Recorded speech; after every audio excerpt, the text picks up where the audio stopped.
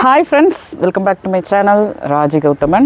இன்றைக்கி மாடி தோட்டம் வச்சுருக்கவங்களுக்கு ஒரு முக்கியமான பதிவு அப்படின்னு நான் நினைக்கிறேன்.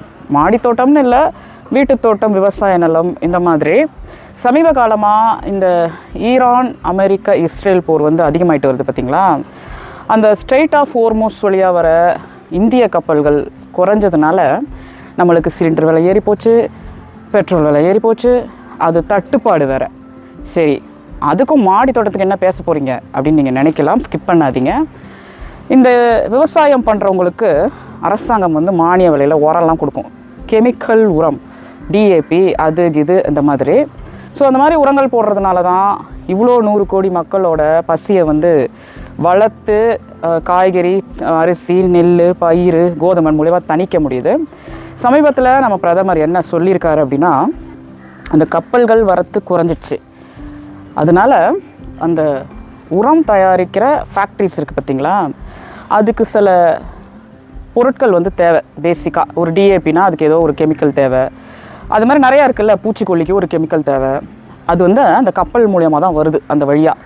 அது குறைஞ்சதுனால நம்ம பிரதமர் என்ன சொல்கிறாரு அப்படின்னா, நீங்கள் இயற்கை விவசாயம் பண்ண ஆரம்பிங்க. இப்போ ஒரு நிலத்தில் ஒரு வருஷம் முழுக்க கெமிக்கல் உரம் போட்டு அரிசியோ, நெல் பயிரோ, காய்கறிகளோ நீங்கள் உற்பத்தி பண்ணால் பாதிக்கு பாதி இயற்கை விவசாயம் பண்ணுங்கள். அந்த இயற்கை விவசாயம்ங்கிறது புண்ணாக்கு, மாட்டுச்சாணம், ஆட்டுச்சாணம், இலைகள், தலைகள், சாம்பல், இந்த மாதிரி பல வகைப்படும் நம்ம மாடியில் யூஸ் பண்ணுறது எல்லாமே. ஸோ அவர் வாயால் என்ன சொல்லிட்டுறாரு, வர வர இந்த போர் நிற்கிற மாதிரி தெரியல, இன்னும் அதிகமாகிட்டு தான் இருக்குது.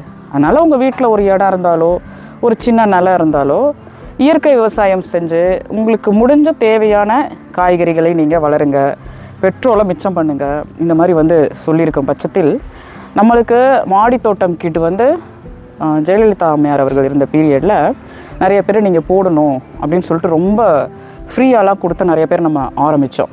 அதுக்கப்புறம் ஸ்டாலின் அவர்கள் பீரியட்லேயும் மானிய விலையில் கிட்டெலாம் கொடுத்தாங்க. அது எதுக்கு? விதை போட்டு ஒரு கத்திரிக்காய் செடியோ, வெண்டைக்காய் செடியோ, ஒரு அவரைக்காய் செடியோ, ஏதோ ஒன்று நம்ம வீட்டில் இருக்க பெண்கள் உற்பத்தி பண்ணி நம்மளோட வாழ்க்கை தேவையை நம்ம பார்த்துக்கணும். ஸோ அதெல்லாம் இப்போ கொஞ்சம் மறந்து போன காலகட்டத்தில் நம்ம இருக்கிறதா நான் உணர்கிறேன். இப்போ மாடித்தோட்டம் நிறைய பேர் போடுறதே குறைந்து விட்டது. அதுக்கு காரணம் ஏன் அப்படின்னு நம்ம ஆராயறதுக்கு முன்னாடி திரும்பவும் அதை ஆரம்பித்து பல பேர் அதை பண்ணணும் அப்படிங்கிறதுக்கு நம்ம ஆர்வமாக இருக்கணும். இப்படி இந்த போர்னால் காய்கறிகள் விலை ஏறிடும், எல்லாமே விலை ஏறிடும்.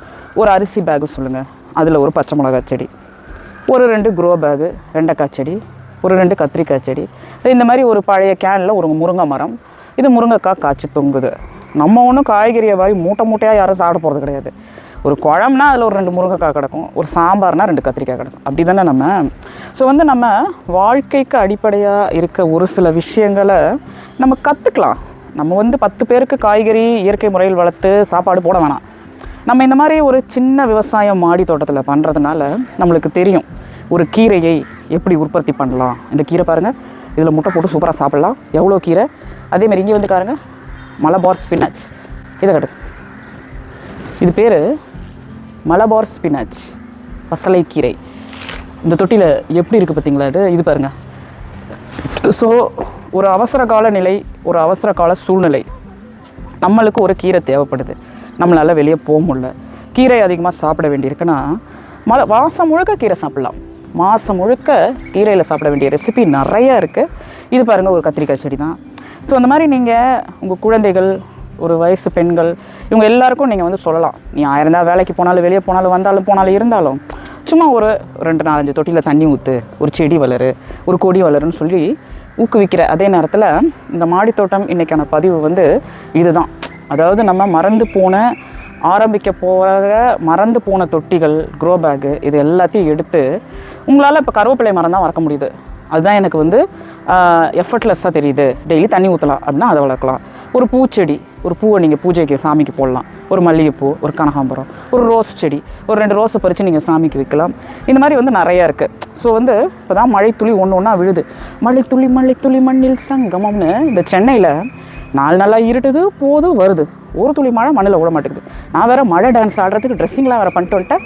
1 மணி நேரம் 2 மணி நேரம் காத்திருக்கிற மழையே வரல.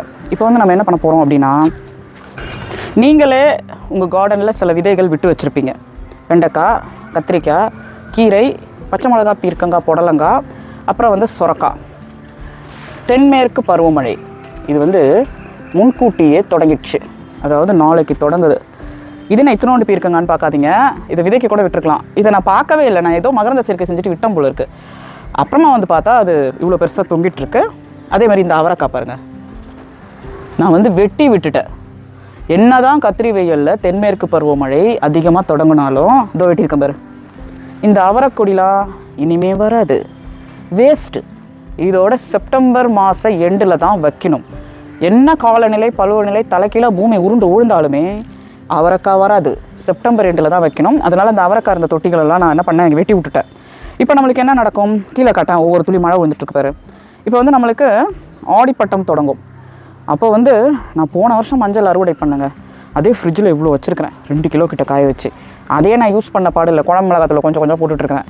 இப்போ திருப்பி ஆடிப்பட்டத்தில் நம்ம அறுவடை பண்ண மஞ்சள்லாம் இருக்குது பார்த்திங்களா, அது வந்து முளைக்கும். முளைச்சப்பறம் நம்ம இந்த மாதிரி தொட்டியில் வைக்கணும். சுற்றி காட்டுங்க. இப்போ தான் ரவுண்டு கட்டுது, லைட்டாக மழை மேகம் ரவுண்டு கட்டுது. நான் இந்த பீர்க்கங்காவையும் அப்புறமா கொஞ்சம் பச்சை மிளகாய் நிறைய இருக்குது, இதை அறுவடை பண்ணிட்டு போகலாமே தான் மாடிக்கு வந்து தட்டு எடுத்துக்கிட்டு. அங்கே இருக்குது பாருங்கள் பச்சை மிளகாய், தோ நம்ம ஒன்ஸ் அறுவடை பண்ணால் தான் அடுத்த பச்சை மிளகாய் வரும். அது இல்லை, இதோ பேர் இது 1 2 3 4 5 6 எந்த ஊர் சொந்த ஊர் என்ன பேர் எவ்வளோ பார்த்தீங்களா.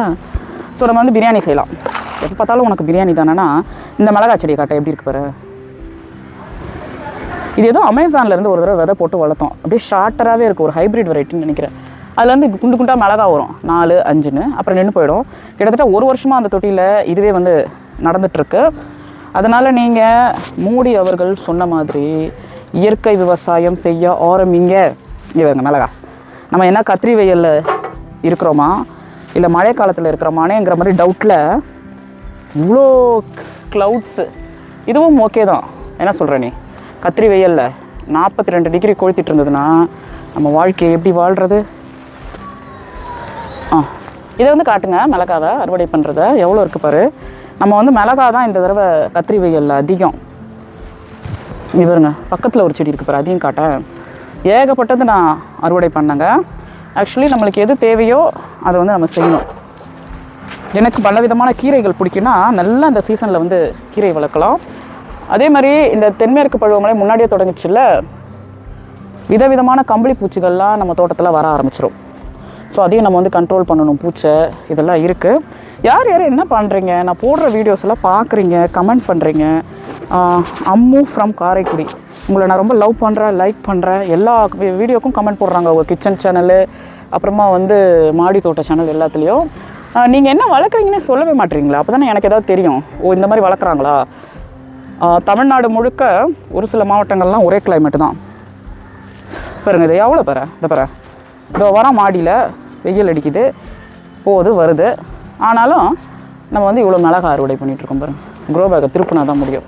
நேற்று வந்து நான் நிறையா அரளிப்பூ, ஜாதி மல்லி, குண்டு மல்லி, கனகாம்பரம் இது எல்லாத்தையும் அறுவடை பண்ணிட்டு போனேன்.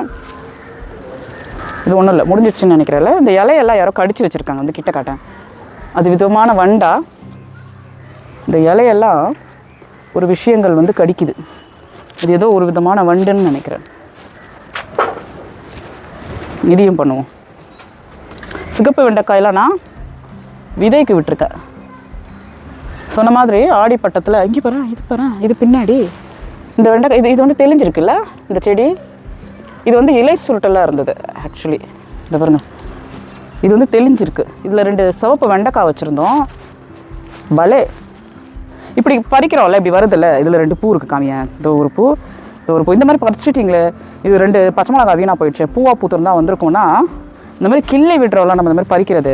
இதுலேயே பல விதமான கிளைகள் வரும். இதை பாரு, இதை காட்டு, ஏகப்பட்ட கிளைகள் வருங்க. அதில் செம்ம கிளைகள் வரும். வந்து பயங்கரமாக திருப்பி மிளகா வரும். என்ன ஒன்று, நம்ம நல்லா வந்து உரங்கள் போடணும், அதுதான். இப்போ கூட ஒரு ஓரமாக தேங்காய் புண்ணாக்கு என் மாடியில் ஊறிட்டுருக்கு. ஸோ மிளகாவை காட்டுங்க, மாடிக்கு வாங்க, இயற்கை விவசாயம் பண்ணுங்க, இருக்கங்காய் மிளகாவை அள்ளிட்டு போங்க. எப்படி நல்லா இருக்கா? சரி வாங்க நம்ம இன்றைக்கி முடிச்சிக்கலாம். நீங்கள் நிறைய நேரம் போட்டாலும் சரியாக பார்க்க மாட்டேறீங்க. அனுஜாக்கா மாதிரி ஆகிட்டேனா. இது பாருங்கள், சூப்பரான பீர்க்கங்காய், அப்புறமா வந்து பச்சை மிளகா. அதில் இன்னும் இருக்குது, இதில் இருக்குது நிறைய இருக்குது. தேவையானதை மட்டும் எடுத்துகிட்டு போயிட்டு தேவையானதை சமைச்சு சாப்பிட்டு அடுத்த 2 நாள் கழிச்சு திருப்பி வருவோம், நிறைய அறுவடை பண்ணுவோம். ஹாப்பி கார்டனிங் மக்களே. பிடிச்சிருந்தா லைக் அண்ட் ஷேர் பண்ணி சப்ஸ்கிரைப் பண்ணுங்கள், ஃபாலோ பண்ணுங்கள்.